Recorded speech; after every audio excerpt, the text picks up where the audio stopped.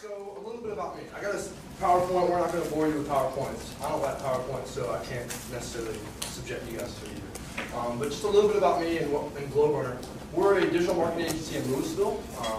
We service clients anywhere from $2 million to about $250 to $500 million. So we service a wide swath of clients, mostly what we would consider small to medium-sized clients. So we shy away from large, what we consider enterprise clients. We take care of everything from one-man shop, small businesses like a roofer or something along those, all the way up to like a Cookies by Design or a Northwestern Mutual or a New York Life, and maybe some of those range for folks. What I do is essentially my title is Online Traffic Strategist. I'm involved in everything from the sale of a new account all the way to the implementation of the actual marketing program, to measure it, and to ongoing account management. So what we do primarily is SEO, which is search engine optimization. Our primary focus is getting websites to rank better for their keyword terms that drive traffic that converts for whatever product or service they offer. So we kind of back into that mix. Every client we start with, I guess, let me back up and get back on my thing. Everybody hear me okay? I don't want to talk into it. Okay, I'm pretty loud as is. Okay, cool. This is my family, so this is me. Above all, this is me, right? 2 kids, just had a third, up there in the top left. This is my dog, Dolce. It's my son, Hayden, my daughter, Addison. This is me, above everything else. So what is digital marketing, right? So that's what I do all day, every day, is digital marketing. I try to figure out ways for my clients, their business, their services, and their products to interact and connect with their target audience through whatever different channel or medium we can find. The beautiful part about digital marketing is it just keeps continuing to expand. So you never really get bored because it's never the same thing over and over. Every business has a different core value. They have a different value proposition. We're going to get that message across in a little different manner. We're going to pitch that to a little bit different audience. So each time we meet with a client, it's like a totally new relationship. It's like that first date with a girlfriend all over again. And that's what keeps me excited about my job. It's not necessarily setting up ad groups, right? It's not necessarily writing content.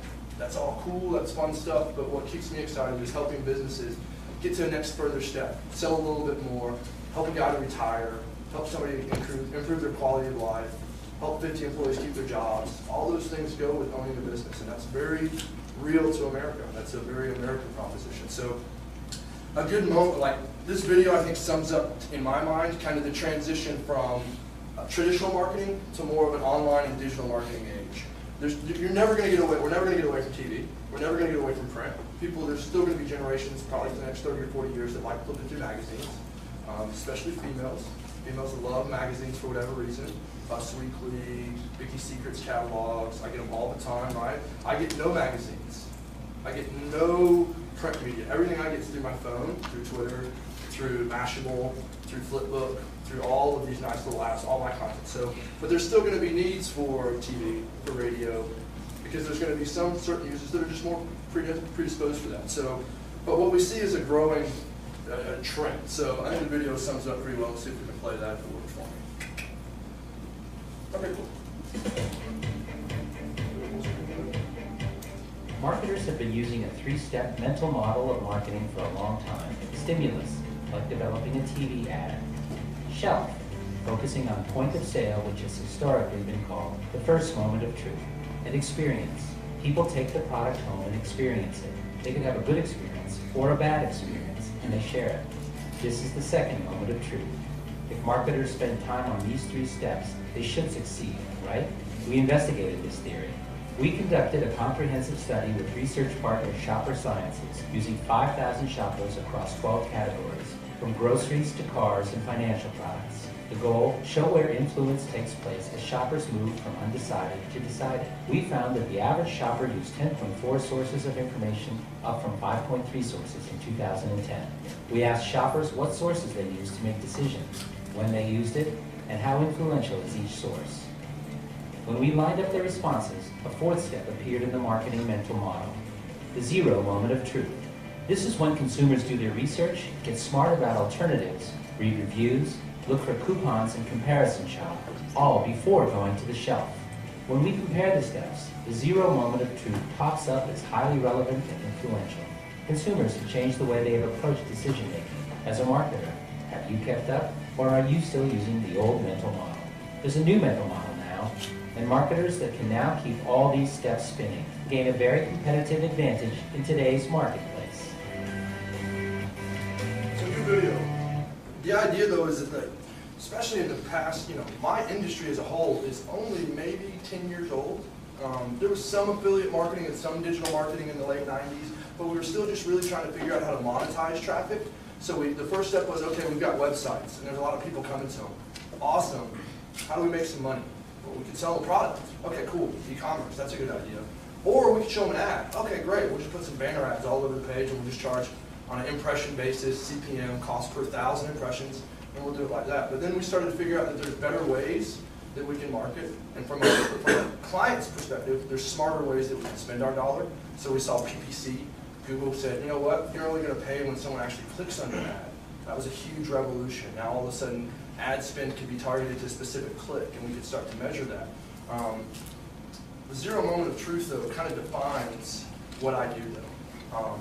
10 years ago, those 10 sources would have taken you weeks to aggregate. You had to go to Yellow Pages listings, then you had to call a friend maybe, then maybe you would call the Better Business Bureau, and that was about the amount of information that you had accessible.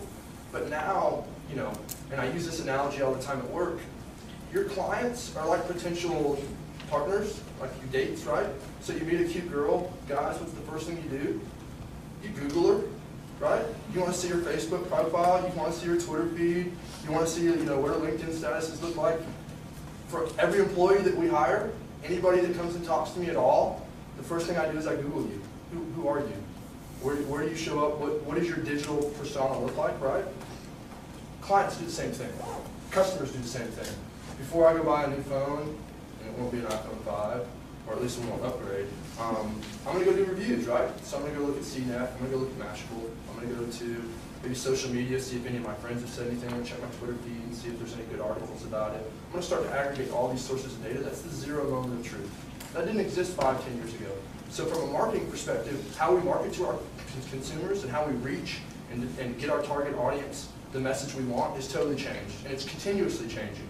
But the fundamentals of what we want to do, deliver our target audience, our target message in a timely manner with our product as the main focus, will never change, right?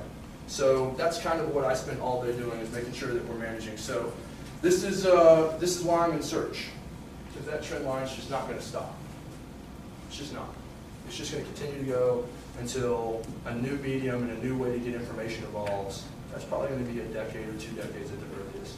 This trend line continues all the way back to like 1995. So the players change. Google's the big partner that I kind of cater to right now, and that I bow down and worship at the feet of every night, and follow their people like pariahs and hang on every word they say. But that'll change, right? And we're starting to see that change. We thought Facebook was going to change it, and then we realized that they don't have a very good management staff, right? That's why they're IPO. But anyway, that's a whole nother lecture. But as an industry, digital marketing is not going. It's not leaving. We get more subscribers, more people with internet access. People are getting internet access in new ways. So every year there's more people with access. They have access in new ways with more devices. That spreads across the globe. We'll reach a saturation point, but we're decades away. We're still trying to figure out, to a large degree, how we do this internet thing. It's only 15 years old, and it's top end as far as actual e-commerce, good sites. 10 years ago, when I was in school at the University of North Texas, right up the road, this wasn't even a degree field. This conversation wasn't even on curriculums. So we can see the change that happened in a brief memory point. And the video pointed out a real relevant point. The number of sources that we used, last year it was 5.2, this year it's 10, or in 2011 it was 10.4. So just in a single year, the amount of new information available, new sources available, new places to go market is doubled, right? So how I do my job and where I go to do my job is effectively doubled. Because as a marketer, I want to make sure that my message, my brand, my value proposition that separates me and differentiates me from all the others selling the same product and service is across all those possibilities. If there's 12 sites that a user goes to look at, I want to touch them on all 12 sites. And I want to get my same message in a different manner, right? So my message can be consistent, but it doesn't mean it has to be the exact same. It's not cookie cutter. So how I release content on Twitter is a little bit different than how I write my meta descriptions and my title tags and architect my site, right? And it's a little bit different than the message and the way I deliver it via Facebook. And that's a little bit different than my presence and my style on LinkedIn, because all of those sites have a different audience, right? And so I want to reach those different audiences with a unique message. Cool. Display advertising. This is kind of the birthplace of digital online advertising or digital marketing, you know. So somebody's paying a nice big chunk of change, 7 cycle pass, for this big banner across the top. Same thing with Galaxy Nexus over there. This is branding, right? In my mind, you know, some of you guys might be lucky enough to go work at a huge enterprise level like a Coke or a Pepsi or a Ford truck or a Samsung. Most of you will probably find jobs in medium-sized businesses. You will probably find jobs doing other things. Display advertising is all branding. You know, that's a huge network standing behind them, or a huge theater standing behind this. I don't know if it's a TV show or a movie, but that's a movie in theaters. So that's a huge television, or a network standing behind them, not network, but a production company, putting out millions of dollars to buy that space, right? This isn't a space that most companies can compete in. Same thing over there on the side with the ESPN. This is what I did before I came to Global. I did affiliate marketing, so I actually would work with Samsung and then try to purchase that space and then try to get users to convert, actually click the ad, drive to the site, and then I would get compensation for each user that I clicked and that came through, and then balance it out, right? That's a tough space to compete in because the bigger brands, the American Express, the Fords, the Samsungs, the movie theaters, they don't really have an ROI that they're trying to meet. They just want to make sure you know this movie's out. Whether or not you go and see the movie, they're not trying to necessarily affect that decision now. They've got the trailer now to try to entice you, but really they just want to know you get their message. Branding is the highest level of the funnel, right? If we look at funnel activities, where intent at the bottom is very, very tight because they're going to purchase, and we look at the very top of the funnel, being very, very wide, far away from purchasing. Branding's at the very top. Really what search does is it starts to tighten that funnel down so that we get an idea of what specific keywords, not branding, not just big images, but what specific keywords do your users start to look at when they're thinking about your product. How can we get in on that conversation and get our message across so that when they do come to that zero moment of truth, we've made every effort and we've touched them in every possible way, and we're not leaving anything on the table. So digital marketing, display advertising, and then this is my bread and butter, search marketing. So PPC at the top, I know you guys will get to this in like 2 or 3 weeks, but I think last week you talked about positioning and strategy and some of those things.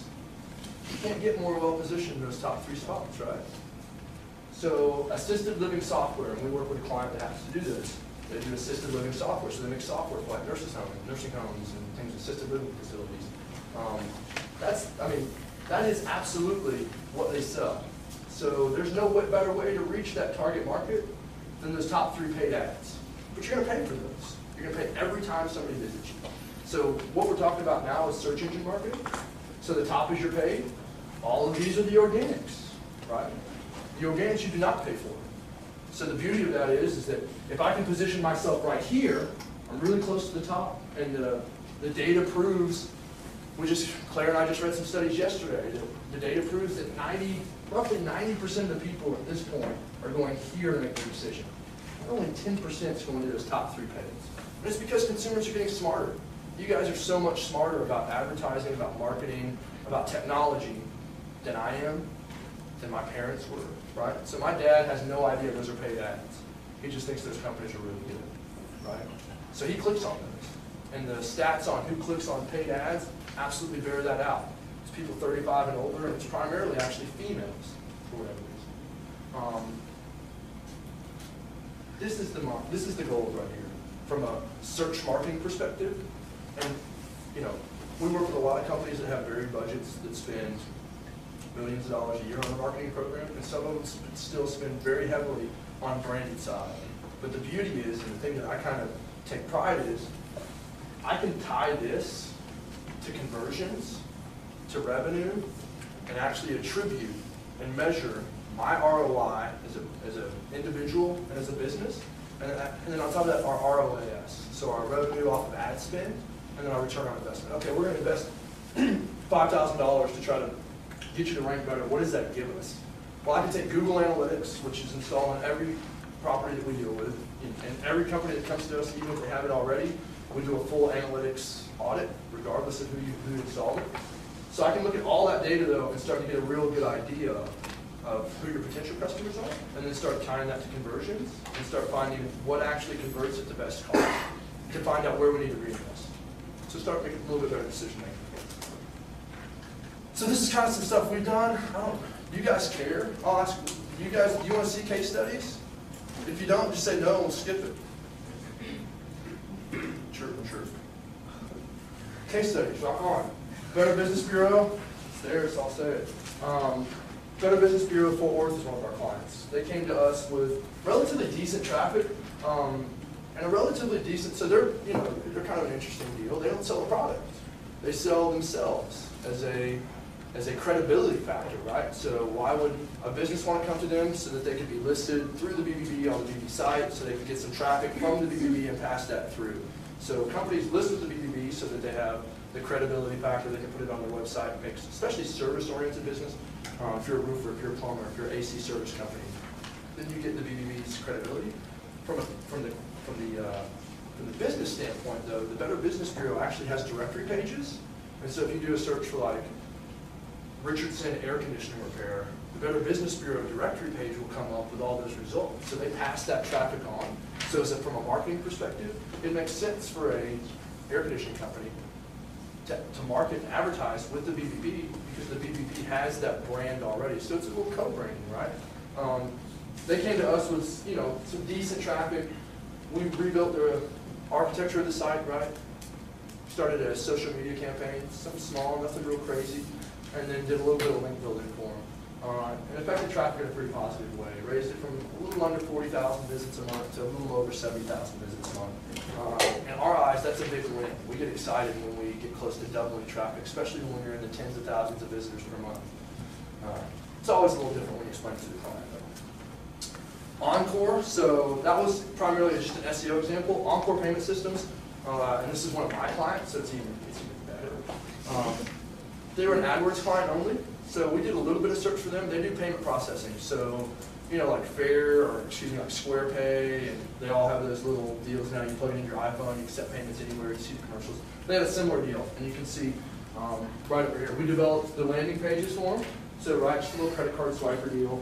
And then we built an AdWords campaign. They had an AdWords campaign already, kind of not targeted in the best, most efficient manner. And that's kind of what you'll start to learn as you play with AdWords, is there's some things that automatically come to mind, right? So if I do payment processing would be a keyword. Oh, that's a great one. Yeah, it's also super expensive because everybody and their brother has that same thought, right? So marketing is about finding ways to get to your consumer, maybe in some other way that your competition didn't. So iPhone swiper, iPhone credit card reader, all super expensive. But Android, super cheap. And guess what? There's more Android phones than there are iPhones. Now, the demographics are a little different on who uses an Android to an iPhone. So our cost per conversion had to be a little lower. Our target there had to be adjusted. But we crushed, and you can see our cost per conversion started at $600 per conversion. So every time somebody signed up and got a new credit card swiper and a new account set up, they paid $600 for that person. That's not a positive situation. They were not happy there. 3 months, I think, is what it took to drive that to $82.35. Their target was above $50. It was $150. So we were almost getting them 2 for 1.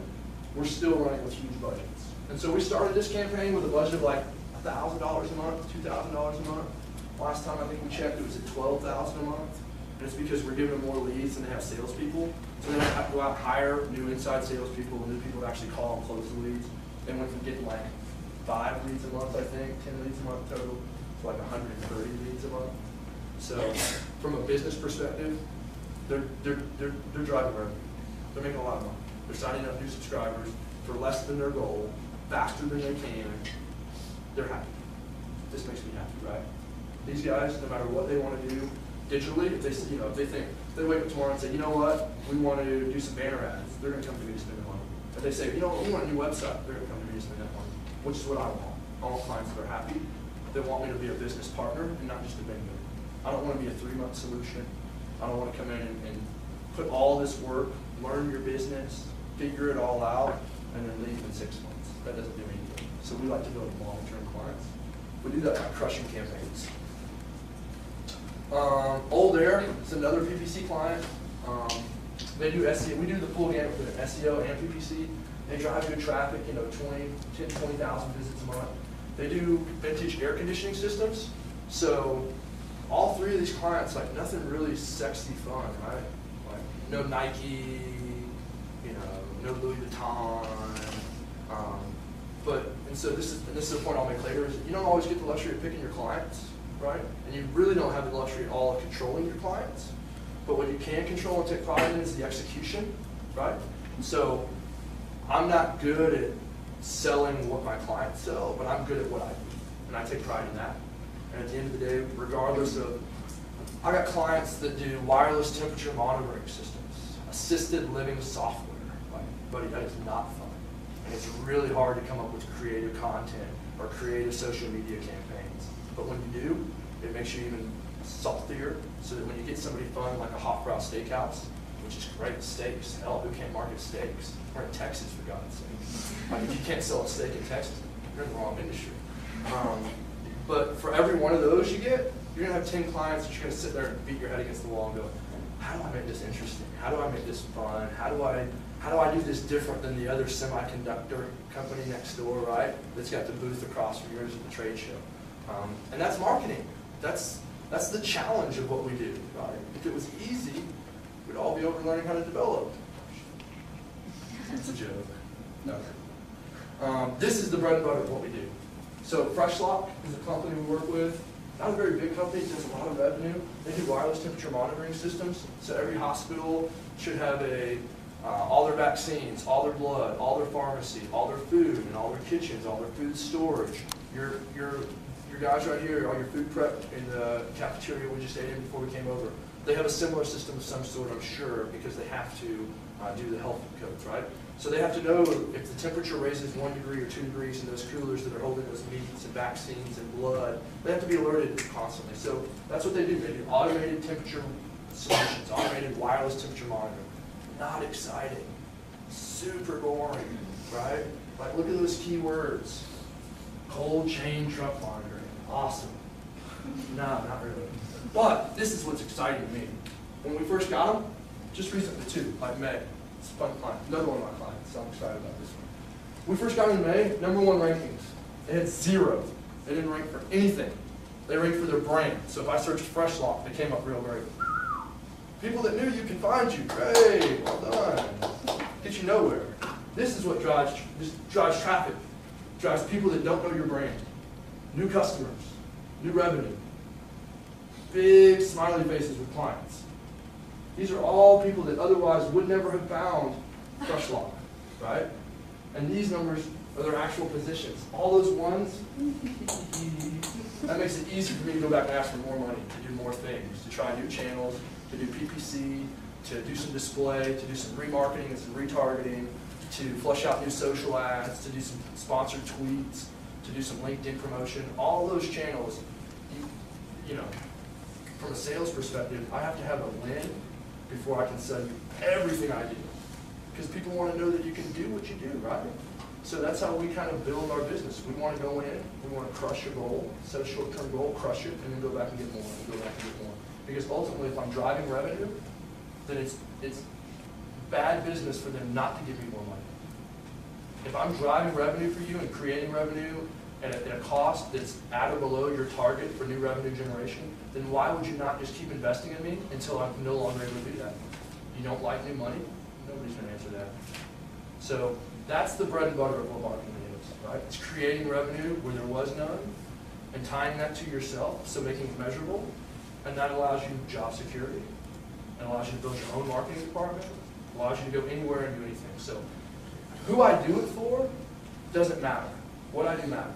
So I know tomorrow if my boss walks in and I went on a bender last night and come in and just absolutely tank tomorrow morning and get fired, that I'll have no problems going to find another job because I'm good at what I do, right? And it doesn't matter who I do it for. I don't care. It doesn't matter. We're selling cell phones, great. Are we selling widgets? I don't care. Because the manner in which I sell that and market that doesn't change. The channel might change. The message might change. but the manner and the tactics I take are going to change, right? So these are wins. Gold, number one, gold. 1 through 3, gold. 80% of all searches are going to get 1 through 3. So those top 3 searches, not the paid, but just those top 3 organic, 80% of all clicks are going to go there. That's huge. That's huge. So, yeah, good wins, case studies. Yep, April traffic, this is fresh lot. You can see the traffic grow, right? Visitors, 488 people visited the site in April. Not a huge site, right? 727 in May, okay, cool, that's good. 846 in June, 981 in July, nice. And a nice percentage of new visitors. All analytics, right? So I spend all my day, we'll get to that. Let's do that. A couple more case studies, cost per conversion. That's the number, especially on e-commerce site, that's the number that drives everything I do is cost per conversion.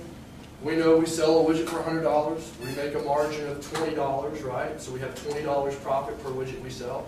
We've got essentially $20 to invest to try to create new sales. If we can do it at $15 a sale, great, we're making profit. If we can do it for less, great. If it costs us more, then we need to find a new channel to do it, right? So it's not rocket science. It's about setting measurable results on everything and tying some sort of attribution to everything you spend $1 on. So I'm not going to market, I'm not going to go on a new channel, I'm not going to do display, I'm not going to do any type of advertising at all unless I have a way to measure it. So my company, right, we're a digital marketing agency. We've got Facebook, we've got Twitter, we do all that. We do the sponsored links, sponsored tweets, we do all that. Guest blogging, I'll be guest blogging hopefully in the next couple of weeks on SEO Moz, which is a big SEO for our business. It's kind of a really good, strong site, like a Mashable, like a Tech Stop or any of those.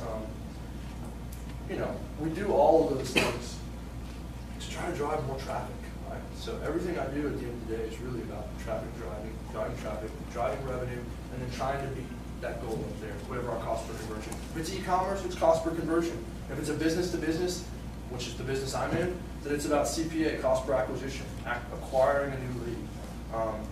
The point I was going to make about offline though is, so we're a digital marketing agency. We're going to wrap our cars. We've got a couple company cars that drive around Dallas, meeting with clients, going to work on projects, going to film video projects, whatever it may be.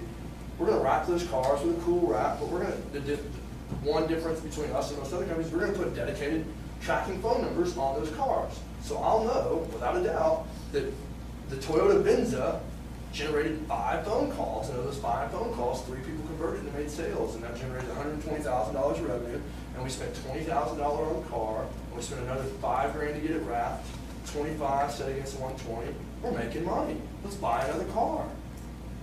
But the reality is that's how easy it is. If you set everything up in the right way at the front end, then once you start running campaigns, it becomes very easy to see real quickly, are we making money or are we not making money? Is this profitable or not profitable? If it's profitable, let's spend some more money. And your clients will have no problem saying, yeah, I agree, let's spend some more money. If it's not, tell them why. Why is it not profitable? Well, we missed the message, right? Our message sucked. Let's try another message. If we try 2 or 3 messages, we try 2 or 3 images, we try multiple creatives, and this channel sucks. Let's pull out of this channel. It's Facebook. Facebook doesn't work for us, right? And that's always a possibility. The biggest thing about digital marketing is there's absolutely no 100% truths. For every time you find 7 best practices of this, I'll find another article or somebody else that does it differently and has had success with it. So the key that kind of everybody stands on the same soapbox is just experiment, just continually be testing. Even when you think your page converts it the best it can, test it some more. Even if you think your message is as good as it can be, just test it against another message and verify it. You have nothing to lose, everything to gain, right? Yeah, boring. Cool. In a nutshell, like, if you walk away with nothing else, this is kind of like my 10 years of getting my teeth kicked in sales and marketing. This would be some of my advice to you, right? Everything's measurable. If it's not, don't do it. It's just that easy. AdWords, you can set up conversion tracking with analytics. I can set goals for absolutely every action a user potentially partakes on my site. If I have white papers for them to download, I can set goals for that. If I have PDFs that they can email off, I have goals for that. If they have e-commerce and there's something they can buy, I have goals for that. If I have a sign-up form, I have goals for that. If I'm driving traffic to a specific page, we do SEO. We do Google TV as well, so TV advertising. If I'm driving ads for TV advertising, I'm going to set up some goals specifically for whatever action. So I can start to tie actions to intent. What did they come here for? What actually sold? where do I need to reinvest my resources? Every company you deal with is going to have a limited budget. Nobody's going to show up, even Coke's going to say, we've only got $200 million to spend this year, right? Everybody's got a budget. So it's about being as targeted with that budget as you can, about being as efficient with your resources as you can. You can't control your client, but you can control your execution. I sat in a meeting this morning for an hour and a half and listened to a client make bad decision after bad decision after bad decision regarding the design and their implementation. You know, I can try to steer that conversation as much as I can without losing my client, right? Because at the end of the day, he cut the check. You know, if he wants to roll out something bad, all I can do is control the parts that I can control and try to execute as efficiently as possible. If I didn't like the messaging, I'm going to crush my focus. I'm going to really find good, high targeted values.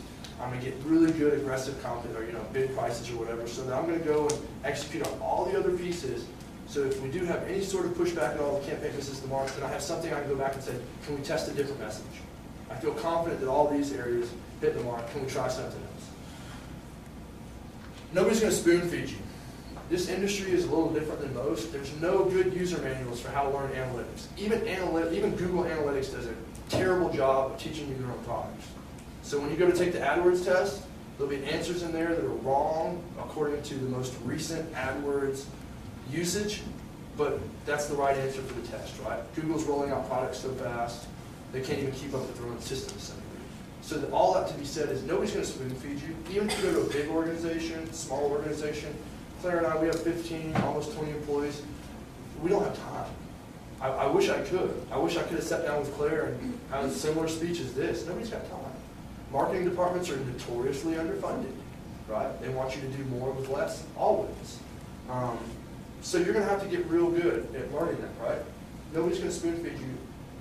With lynda.com, with the ubiquitous terminology, just Google it. Just Google it. That's the truth. Like, whatever I'm doing, if I run into a roadblock, I'm like, darn, I can't do this. I just Google exactly what I'm thinking. Typically, I find an answer. It's amazing. It's why I have a job. True story. Learn how to play on a team. Even if you're a one-man shop, like you're the marketing department, right? You landed a small business and they're like, we're going to pay you $60K a year and you're going to be a marketing person. You're like, great, this is awesome. You're still going to have a boss. You're still going to have a CFO most likely. You're still going to have potentially some salespeople. You're going to have to interact with a lot of people. So the number one hiring decision we make as an organization, and take it for what it is, how cool is that person? True story, no shit. Like, can I go have a drink with them? Can we go catch a movie? Are they going to be okay to go to lunch with? Because if those things aren't cool, then we're probably not going to want to work together. And I mean, listen, we hired an intern this past summer. Name's will no go announced that his first day, everybody was like, he's got to go. Because he was arrogant. Yeah, no, I mean, it's the truth. It's the first day, right? And so, in Claire will attest, I sat him down, I was like, dude, you're brilliant. I'll be the first to tell you. You're a really sharp guy. You know way more than you should know. But you got to chill out. Because if we can't be cool, then you can't work here. Like, at the end of the day, I'm going to have to stand up in front of a client and talk to a client. I'm going to need you to do the same. And if we're not on the same page, and I don't trust that you have the same intentions and motivations as I do, then, buddy, it's just not going to work. So you got to be able to work on a team.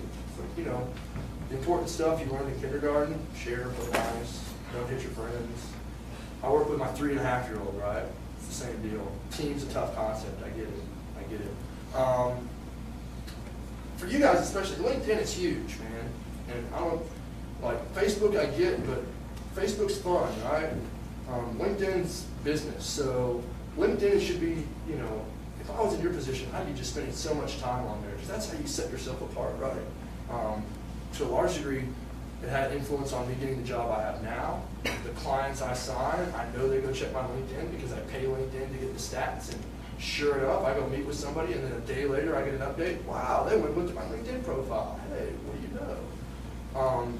It's like I started out. I mean, when I met my wife 5 years ago, the first thing I did, and her name at the time was Hall, H-A-L-L, so it was just a hell of a search. But I Googled her name. There's like 12 pages of, S. Hall. I was like, oh, jeez. So it was everyone, right, going through. Who is this woman? Clients do the same thing to you, right? Your employer, I guarantee you, will do the same thing. I do it for everybody we do. Standard. First thing we do is we Google you. What's your LinkedIn profile look like? Are you on Facebook at like Havasu, having a crazy weekend? It's not gonna work, right? Like, are you just on there talking crazy, making, you know, crazy political, all those things, like, that's all indexable. Especially Twitter, like, Twitter's back and forth, but Twitter is essentially all public, you know? You can go in there and really set it, but from default, it's public. So a lot of the stuff you tweet, a lot of the stuff you put on LinkedIn, a lot of the stuff you put on Facebook, it can be indexed. It can be, your digital ID is being created. Be cognizant of that fact, right? It's not about experience, it's about skills. We don't hire based on experience. You know, experience is great, cool. I want to know what skills you have. What can you do? Not what you've done, what can you do now, right? And the industry's changing so fast. So we had a good conversation this morning, or right before coming in here, about some things that are like, if I saw from a marketing perspective, that I'd be like, oh, yep, we need to talk to that guy. Analytics, go get certified, cost you $50. If you're in marketing, you need to know how to attach attribution to the things that you get your clients to spend money on. You're going to pitch clients on spending money, on doing something. We got to do something. Let's market ourselves. Attach attribution to it. The only way to do that in a really cost-effective way is through analytics. They give it to you for free. Google gives you everything for free. And it's amazing. It's world class. You know, there's a lot of companies that pay hundreds of thousands of dollars for their enterprise level stuff. So pick those skills up, right? Get certified in Google Analytics. Get certified in Google AdWords if you're going to sit on the front side, right? In our office, we're a digital marketing agency. We have 3 primary positions. You're either a marketer, which means you sell, you work on SEO, you do content creation and kind of manage content marketing, or social media, all those sides, kind of all those jobs we get lumped under marketing. You're a developer, you're developing sites, you're taking care of SEO problems, you're actually in the nitty-gritty of the code, or you're a designer. You're designing this new images, you're designing this site, you're designing, so it's either creative, technical, or marketing, right? Those marketing people, there's not a big, oh, okay, cool, you know, Drupal, or oh, okay, cool, you know, how to code Python. Those aren't as big, so it's a lot about skills, like analytics, AdWords. Have you set up a campaign before? Have you bought any media before? You know, even if it's on a small scale, have you set up a campaign of, you know, the whole deal? Have you done any SEO? Have you built your own website? Do you have your own blog site? Are you creating any content? All things that you can do really cheaply and easily. You can set up a WordPress site within an afternoon, you know, and not be a tech-savvy person at all, and be totally free, and pick a good domain. Those are the things that I look for, especially from a marketing guy. You know, I want to see, has he had any experience actually doing marketing? Internships are great. Seek them out. We constantly are bringing in interns because it's good for twofold. A, we get a chance to find potential future employees, first and foremost, right? So we get like we use it as almost a draft. You know what I mean? We don't get a draft. We don't get to go to each club, each school at the end of the year and go, yeah, I'll take him first, her third. It doesn't work like that, but we do get a chance to seek out 3 guys like Mr. Edsel. Who's really good? Who's sharp? Who cares? Who's hungry? Who's hardworking? Who wants to learn? Do they want to come make some money, learn some more, put some nice items on the resume that help them get to the next stop, if it's not here? Every intern we bring in is with the intention of keeping them around as a full-time employee when the internship's done. Part of that's because we're in a high-growth industry and we're a high-growth company. We've got 200 to 400% growth for 4 years straight. So we started with 1 employee, then we went to 2, then we went to 6, then we went to 12, now we're like almost 20. It's just going to continue. We get better and better at what we do. We rank real well for our own terms. If you go and search SEO Dallas or Dallas SEO or Search Engine Optimization Dallas or Celebrity Tweet Dallas or Google TV Dallas or Google TV Forbes or any of those things, we come up real high because we eat our own dog food, so to speak. We put all the things that we pitch to clients, we put into practice on ourselves. And we use that experience to be smarter and to execute better when we go to do our clients' work. So from an SEO perspective, we're constantly testing and experimenting on our own site, knowing that if it fails, we didn't lose a client. We might have lost our rankings for a week, we might have lost some potentiality, but we didn't lose a client. And we take our clients very seriously, as you guys all should, especially if you're dealing with their website. They got 2 things, right? Businesses have their brand, and then they have their, you know, their identity as a storefront, right? Well, if they don't, nowadays it's about web properties. There's a lot of businesses I spend a lot of money with, and I never visit a store itself. We buy all our pet supplies off wag.com, all our household cleaning supplies off soap.com, and all our baby supplies, which is a ton, off baby.com. So it's all one site, right? I spend $800 a month almost on those consortium of sites. So at 10 grand a year, I'll never visit one of their stores ever for any reason. So, I mean, just get an idea and perspective. And that's one site for me. There's a couple others that we use too. More and more companies are shifting. We see companies that have no brick and mortar, just all online. So web properties are huge. That's a, that's a business's bread and butter. So when they trust that to you, it's a huge leap of faith. So a lot of, there's a lot of care and credit to be taken with that. Does that make sense? It's not about what you know, it's about what you're willing to learn. That's the truth. So I got my job because I came in and said, you know what, I'm not certified in that, but I'll get certified in 30 days, and I'll take over all responsibility for that within 60 days. And they're like, okay. And I did that. Got certified actually in like 24 days, and took over responsibility in 25. As soon as I was certified, I said, let's go, let's go. And then each piece of the puzzle, right? Claire's the same way. We brought Claire in without it really clear. We were like, man, she's good. We like her. She's got a bunch of skill sets we like. What are we going to have her do, right? And Claire was smart enough to go, I can do that. Okay, cool, do that. Oh, okay, you did well. What else you want to do? I want to do that. Okay, cool, do that. Goes back to the spoon feeding thing. Agencies in particular, if they've got the time and the resources to sit down and have somebody train you for weeks on time, you probably want to start looking for another job right away because they don't have enough clients. That's the reality.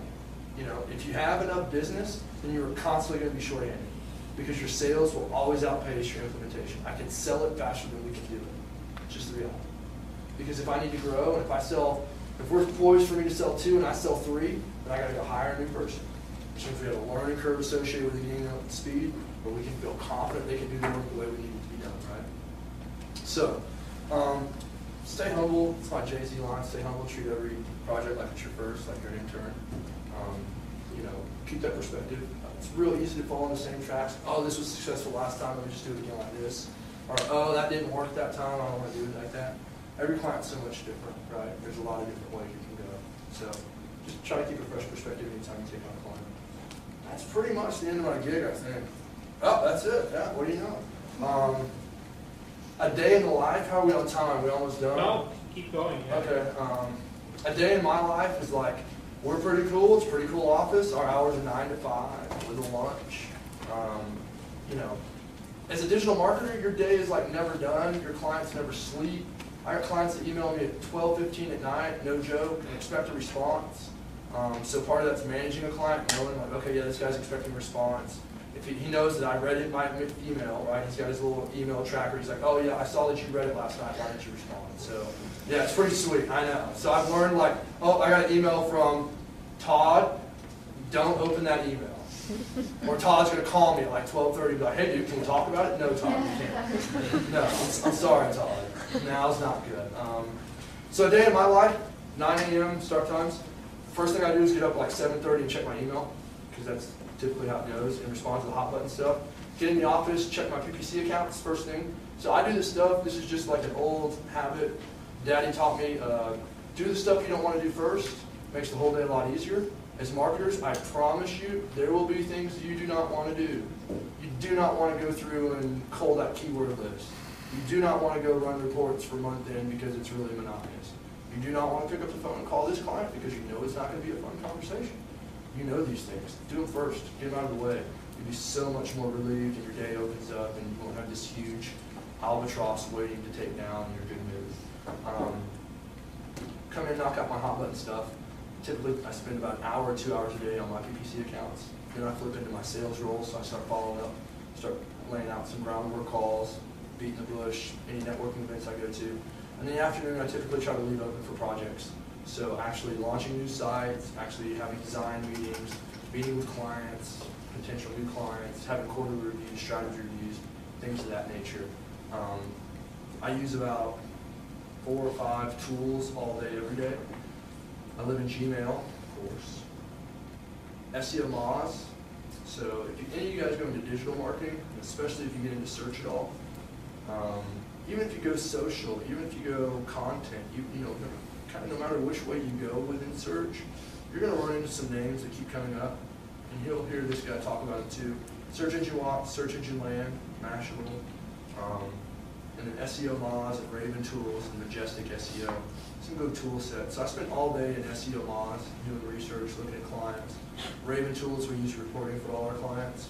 So I'm constantly looking at Raven Tools to see how rankings are matching up to traffic. And then the rest of the time I'm spending in analytics. So the easiest way for me to show a client what I'm doing and how I'm affecting their site, how I'm affecting their bottom line is through analytics. I can pull traffic, I can pull conversions, I can pull content and see what pages are actually being hit and surfed and used, and so I get a better idea of where I need to spend my time. Questions?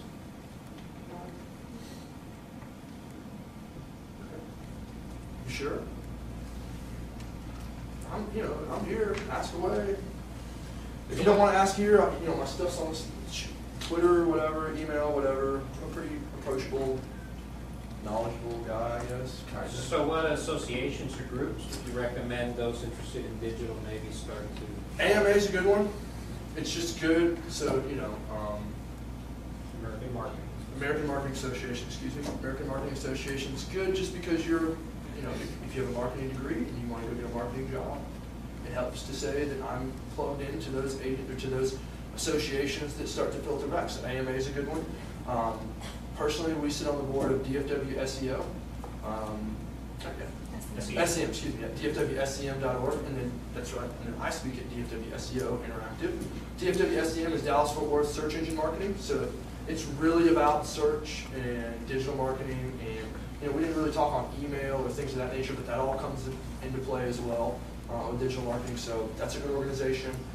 Social Media Club of Dallas. I know there's probably a lot of, Claire loves Social Media Club of Dallas. It's a trendy, it's where you go to be seen by all the fabulous people. Merrill. Yeah, Mike Merrill, yeah. Some good people there. It really, I guess, depends. So marketing is such a broad spectrum. Start to get an idea of what you want to do within that umbrella, right? There's a lot of different ways that you can sell it, you can do it, you can write about it, you can just do social media, all kind of in that same umbrella. So once you have a better idea of like a particular job path or career that you want to pursue, then there's you get a better idea of what association fits. Does that make sense? Yeah, so we have a blog that we've launched recently that we're really talking about these things like salary, skill sets for digital, for analytics, for sales tracks and everything. And recommend it, as Damon said, if you don't really stay on top of these things, everything you learn 2 years from now will be so changed. I mean, every 2 semesters I have to update 30% of my slides because Pinterest didn't exist 2 years ago, and Google products now charges, and Google, all these changes just happen all the time. So you really have to, but it's job security. It is. It really is. Well, your clients come to you because they can't stay on top of that. Bingo. They didn't sit in this class and get a preparation. They didn't get a foundation level. They're not doing it ongoing. They're not actually doing it, so they really know how it works. And they don't want to take the time to learn it. It's cheaper to pay you to do it. And that's what we sell. That's what my clients come to me because I sell not only myself, but an organization of 16 other professionals behind me, that collective knowledge and experience, all moving forward with one singular focus. Whereas them, it's them and maybe their husband, or them and their old school web developer, or it's them and their IT guy, right? So that's what separates them. Yeah. But yeah, like you said, Google releases like 50 or 60 updates to their algorithm monthly. So my job just in search changes 50 to 60 times every month. Specific little factors. Social media does the same, kind of ferrets out all along the chain. Mobile. Yeah, well, and mobile, we didn't even talk about mobile. It's the 3 big trends for 2012 that you'll hear talked over and over are mobile, and that was the same, that's a carryover from 2011. Content and social, right? So everybody started to realize you can't just go out and get crappy, spammy links. You can't just go out and get a bunch of directory listings. You can't get out and do like the really easy things. You got to create good content that engages your audience, that gets other people to link to it. That creates virility, viralness. That creates instant traffic, instant rankings. Fun stuff. Any questions? No? Okay. Thank you very much.